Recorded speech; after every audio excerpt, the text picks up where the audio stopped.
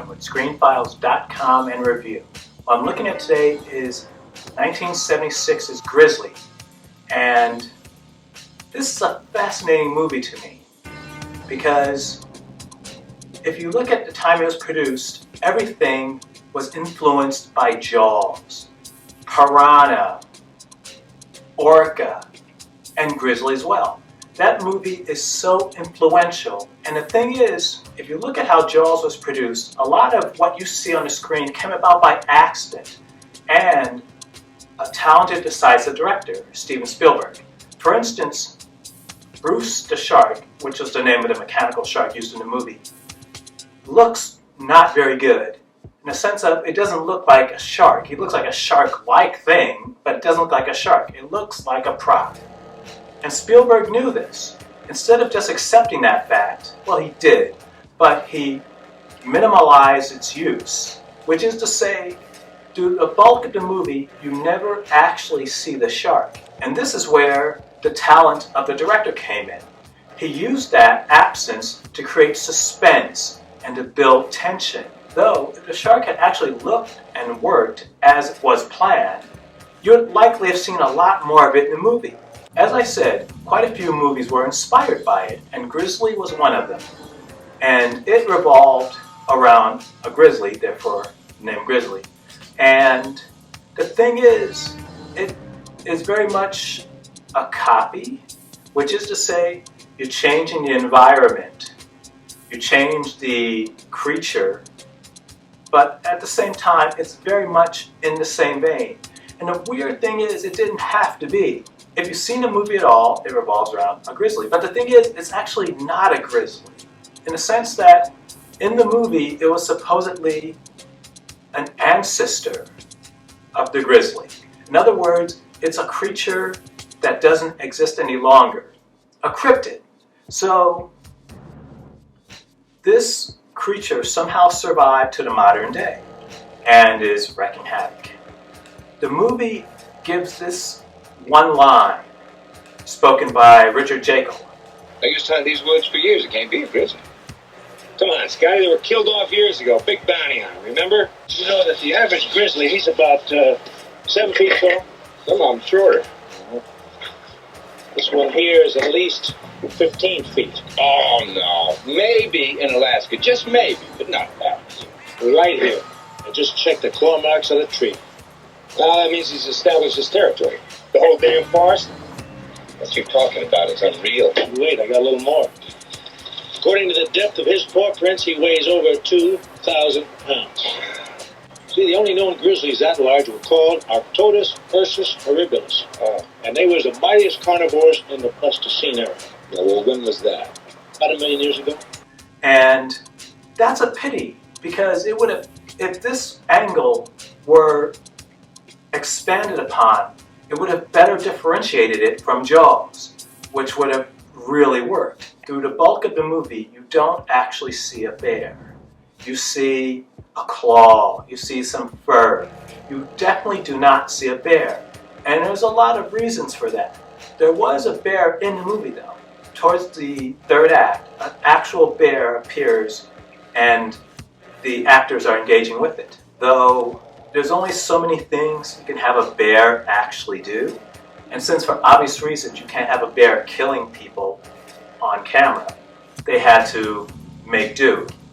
It feels very similar to Jaws in that respect, but it doesn't really build suspense because in the case of Jaws, you had a creature in the water, which is to say, if you don't see that fin, you more than likely don't see it unless it wants you to see it or it crosses you directly into your field of vision. While in Grizzly, it's treated the same, which comes off really strange and odd. For instance, there's a scene where the grizzly has killed 2 campers, and the park rangers are trying to track it down. All the grizzlies had been cleared from this area years ago. I want to say decades ago, but I'm not entirely sure, though they weren't cleared. So 2 rangers decide to go off and search different sectors. One goes off and leaves the other alone. This is stupid. This makes no sense. She's left alone because of a movie. And that's not always a bad thing. The problem is it's fairly obvious that's why she's left alone. Though it gets worse. She decides to strip and swim in a nearby waterfall. Why? Because women can't help but get unclothed and swim in waterfalls? I don't know. Because movie. It's stupid. What I'm getting to is that she's being watched, I assume, by the bear. Every time the bear is present, the view changes, as if you're looking through the bear's eyes. So the bear is watching her, and she goes behind the waterfall, and it kills her. Now this is a problem for lots of reasons. First off, this cryptid is supposed to be 15 feet tall, standing on its hind feet, which it tends to do a lot. If it's running, it's on fours. Otherwise, throughout the entire movie, this thing is on its hind feet. So how it sneaks not only from point A to point B without being seen, but that it hides in this waterfall waiting for this woman to come behind it is ludicrous. It's stupid. Though don't interpret this to mean I dislike Grizzly. Quite the contrary, I enjoyed it quite a bit. The problem is that it at times forgets it's dealing with a huge grizzly bear, or I should say a primitive relative of the grizzly bear, and acts like it's dealing with a shark. It's really weird. As I stated, there's no way that creature should move silently through forest, as considering how large it is. No way, no how. Yet it manages to do it time and again. What's also interesting about this movie is that it's surprisingly gory. Now keep in mind, this was made in 1976, I believe. And the gore tends to be relatively mild, I think, in most movies I've seen from that era. Though, well, I would say it's mild in the case of Grizzly, though it's not very frequent. I think there are 3 to 4, maybe 3 really gory deaths. Though the use of prosthetics and makeup is pretty heavy, which is interesting. It's more violent than you would probably expect it to be, and I'll get into that in a moment. Though the violence is most surprising because it happens to a child. Now, movies tend to avoid killing children. There are exceptions, to be sure, but it's not a common thing. And if it does happen, the death tends to be off-screen. Not in the case of Grizzly. There's a scene where the Grizzly encounters this child who's playing. The Grizzly grabs the child, releases the child, and the child is suddenly missing their ankle. Literally, the leg is severed below. And this is ludicrous. The gore is surprising, though keep in mind what I just said. The bear grabs the kid, drops him. Where did it go? Did he grab it off? It's odd, and I suspect that there was something with the MPAA, the organization that handles ratings and violence and how much should be in a movie. You typically see it attacked by grabbing. It would release them, and they would have whatever injury they had while it happened. So that was curious. It's a little discongruous, and it's not great, but it's interesting. As I said earlier, the movie is very much a product of its time. Grizzly is directed by William Girdler, and he's done, I want to say, 9 films, most of them quite successful, as was Grizzly. And he is very much, I would say he's an exploitation director.